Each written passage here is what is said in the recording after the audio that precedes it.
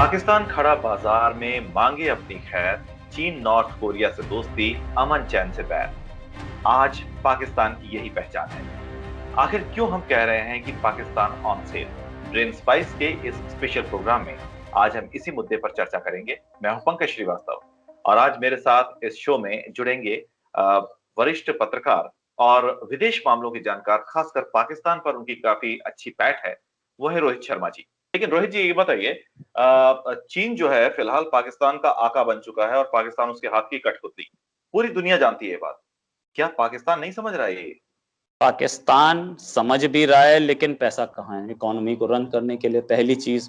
दूसरी चीज, आपके पास इंटरनेशनल सपोर्ट कहाँ है? आपको एफएटीएफ से बाहर निकालने के लिए कौन तैयार खड़ा है? सऊदी अरेबिया, मुस्लिम उम्मा में आपके साथ कोई है नहीं। ना सऊदी अरेबिया आपके साथ है, ना यूएई आपके साथ है। मलेशिया आपके साथ होता था, इंडिया ने उसका पाम ऑयल इंपोर्ट बंद किया तो मलेशिया भी अब आपसे निकल के भाग गया। आपके पास एक टर्की खड़ा है। एक टर्की और चाइना के भरोसे आप कितनी दूर चले जाएंगे? तो उसको भी पता है कि मेरे पास सपोर्ट सिर्फ इन दो की है इस समय इंटरनेशनल लेवल पे। वो कश्मीर को जो यूएन सिक्योरिटी काउंसिल में डिस्कशन होना था, अगर चाइना का सपोर्ट नहीं होता, वो तो यूएन के गेट के अंदर नहीं घुस पाते। वो यूएन सिक्योरिटी काउंसिल में डिस्कशन करा गए तो चाइना की मेहरबानी से। जब चाइना की मेहरबानी से सब कुछ कराना है, सरकार जेब में किसकी है? मेरे बाप की। तो वो चाइना से ही ऐसे ही चलना है तो वो चल रहा है। तो वो भी लगे हैं कि भैया ठीक है, हम भी देख लेंगे, कहीं कहीं से कुछ कुछ करके पैसा भी वहीं से आना है, सब कुछ तो वहीं से आना है। तो इसलिए चाइना मजबूरी बन चुका और चाइना ने शिकंजा कस लिया है। लेकिन ये शिकंजा हटते टाइम नहीं लगेगा अगर पाकिस्तानी हुकूमत को यह समझ में आ गया कि हमें अब चाइना कुछ नहीं दे सकता। और ओके, देखिए रोहित जी, एक बात और सामने आती है कि पाकिस्तान को जो रिझाने वाले मुल्क हैं उसमें रूस का भी नाम जुड़ा है। आप भी जानते होंगे इसे। कराची से कसूर की जो पाइपलाइन है, उसे बिछाने के लिए दोनों देशों में, पाकिस्तान और रूस में, समझौता भी हुआ है। और इसे लेकर के पुतिन जो है वो पाकिस्तान, इस्लामाबाद का दौरा भी करेंगे। तो यहाँ पर कटघरे में पाकिस्तान या रूस नहीं है, बल्कि सवाल ये उठता है कि ये सवाल जो है इंडियन लीडरशिप पर उठता है। तो हमारा जो ये परंपरागत दोस्त है रूस, पाकिस्तान को अब गले लगा रहा है और अमेरिका से दोस्ती गांठने के चक्कर में हम रूस से तो एक तरह से दूर हो ही गए, जैसा कि दिख रहा है। क्या आपको लगता है कि ये भारत की रणनीतिक भूल है या फिर कूटनीतिक चूक है? देखिए, ये वही रूस है जो कि उस जमाने में सोवियत यूनियन हुआ था जब चाइना से हमारी लड़ाई हुई थी।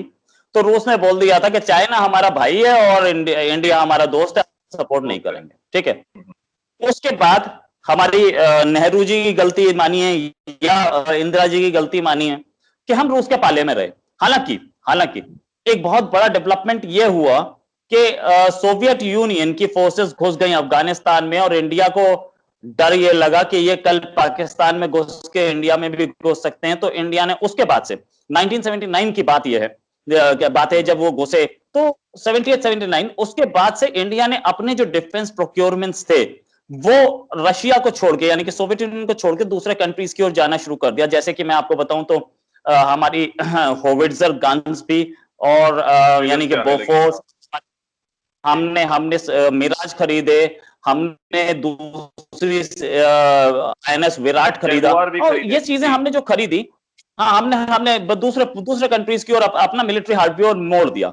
हमें पता था कि हम रशियन हार्डवेयर लेके रशिया से कितने दिन लड़ सकते हैं।